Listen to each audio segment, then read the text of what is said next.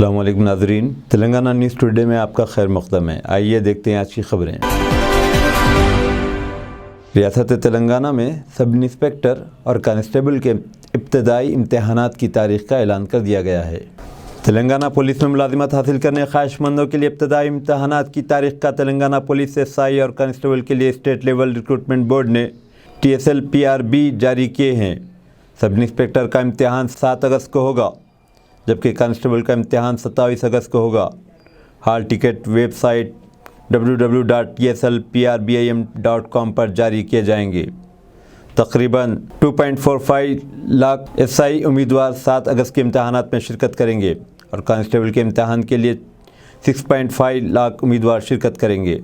امیدوار اپنے hall ticket 30 جولائی سے SI کے لیے ہال ٹکٹ اور کانسٹیبل امتحان کے لیے ہال ٹکٹ 10 اگست سے ڈاؤن لوڈ کیے جا سکتے ہیں۔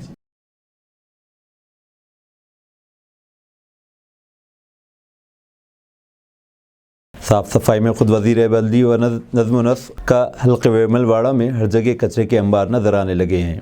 ویسے تو ریاستی حکومت شہری ترقی کے نام پر شہروں کی ترقی کے لیے بہت پرجوش انداز میں کام کر رہے ہیں، لیکن زمینی سطح پر نتائج بالکل مختلف نظر آتے ہیں۔ راجنا سرسلہ ضلع ویمل واڑہ قصبے میں صفائی ستھرائی کی صورتحال قابل افسوس ہے۔ اس علاقے میں جہاں بھی نظر ڈالی جائے نکاسی آب درست نہیں اور کوڑا کرکٹ کے انبار کے سبب ہر طرف بدبو پھیلی ہوئی ہے۔ حقیقت تو یہ ہے کہ تلنگانہ میونسپل ایڈمنسٹریشن کے وزیر KT راما راؤ کا حلقہ خود غلط تصویر پیش کر رہا ہے۔ مچھروں کی کثرت سے ان علاقوں میں ڈینگو اور دیگر وبائی بیماریوں کے پھیلنے کے اندیشے ہیں۔ BJP نے الوری سیتا راما راجو کی پیدائش تقاریب میں شرکت کے لیے چرنجیوی کو مدعو کیا۔ الوری سیتا راما راجو کی 125ویں یوم پیدائش تقاریب میں شرکت کے لیے BJP نے چرنجیوی کو دعوت دی ہے۔ دراصل یہ BJP کی ایک سیاسی حکمت عملی کا نتیجہ ہے۔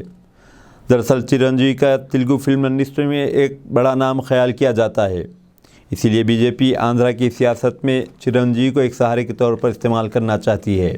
چرنجیوی کی پرجا راجیم دراصل چرنجیوی کی تیلگو فلم انڈسٹری میں شہرت کو دیکھتے ہوئے بنائی گئی ہے۔ ویسے سیاست میں NTR کی طرح ان کا کوئی خاص اثر نہیں، لیکن پھر بھی تھوڑا بہت اثر رکھتے ہیں۔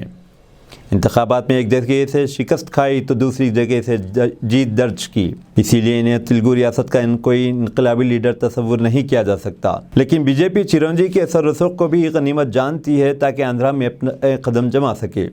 یہ بھی کہا جا رہا ہے کہ چرنجیوی YSRCP کے ساتھ مل کر TRS کی تائید میں تلنگانہ میں کام کر رہے ہیں۔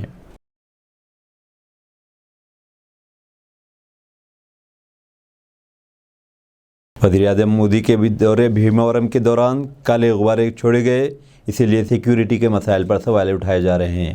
وزیر اعظم نریندر مودی آندھرا پردیش میں الوری سیتا راما راجو کے مجسمے کی نقاب کشائی کے لیے پیدامیرم میں ایک جلسے عام کو مخاطب کرنے پہنچے اور 30 فٹ بلند سیتا راما راجو کے کانسے کے مجسمے کی نقاب کشائی کی۔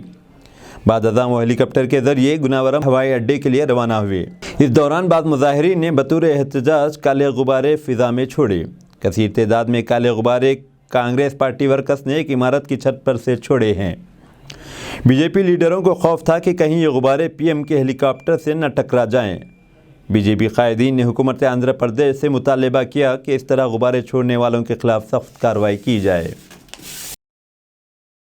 ریاست آندھرا پردیش میں شدید بارش کے امکانات، اسی لیے حکومت نے ہائی الرٹ جاری کر دیا ہے۔ منگل سے ریاست آندھرا کے کئی حصوں میں زبردست بارش کا امکان ہے، اسی لیے وہ تمام کسان جو ان بارشوں کے انتظار کر رہے ہیں اپنی کھیتی کے لیے تیاری کر سکتے ہیں۔ شدید بارشوں کے پیش نظر ریاست میں محکمہ موسمیات نے انتباہ جاری کر دیا ہے۔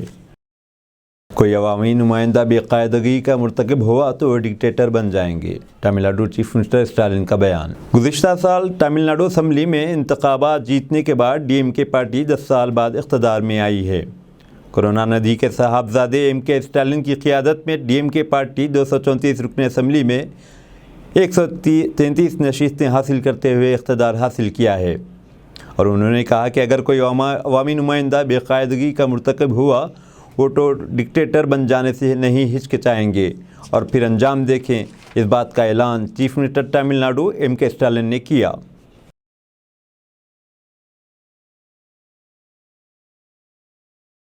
बीजेपी ने कहा कि बंगाल में बीजेपी आएगी। ममता बनर्जी का कहना है कि आने वाले इंतखाबात में बीजेपी का सफाया हो जाएगा। चीफ मिनिस्टर मगरबी बंगाल आयरन लेडी ममता बनर्जी ने कहा कि आइंदा इंतखाबात में अवाम भगवा जमात को गिरा देंगे। उन्होंने इल्ज़ाम लगाया कि मोदी हुकूमत पर ताकत का गलत इस्तेमाल करने और इंतकामी अंदाज में हुकूमतों को बेदखल किया जा रहा है। अगर महाराष्ट्र में भी बीजेपी ने हुकूमत बना ली है तब भी वो अवाम का दिल नहीं जीत सकती।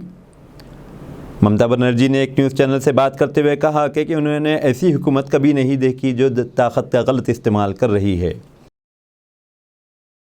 अजीत पवार महाराष्ट्र असेंबली में अपोजिशन लीडर होंगे। Nationalist Congress party leader Ajit Pawar को महाराष्ट्र असेंबली में अपोजिशन लीडर मुकर्रर कर दिया गया है। स्पीकर राहुल नार्वेकर ने पीर को असेंबली में इसका इंकशाफ किया। एनसीपी को सबसे बड़ी अपोजिशन पार्टी कहा जाता है। इलाहाबाद कानून साज पार्टी की रहनुमा जयंत पाटिल ने अपोजिशन लीडर के तौर पर अजीत पवार का नाम पेश किया और असेंबली ने इसको मंजूरी दे दी।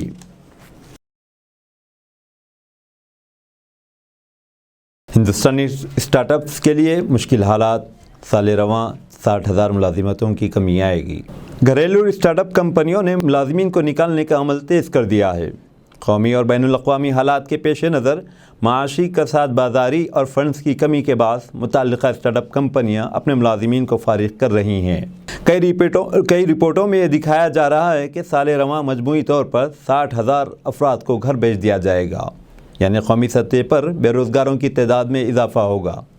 आलमी एक्सचेंज कंपनियों में 74.5 बिलियन डॉलर का खसारा।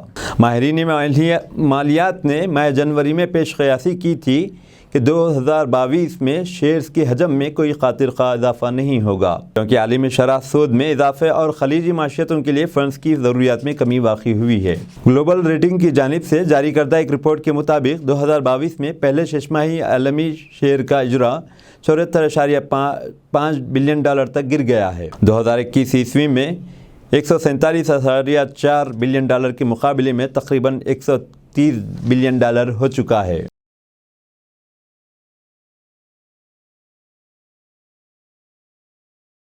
यूक्रेन रूस की जंग में रूस ने लेचासिंग शहर पर कब्जा कर लिया है।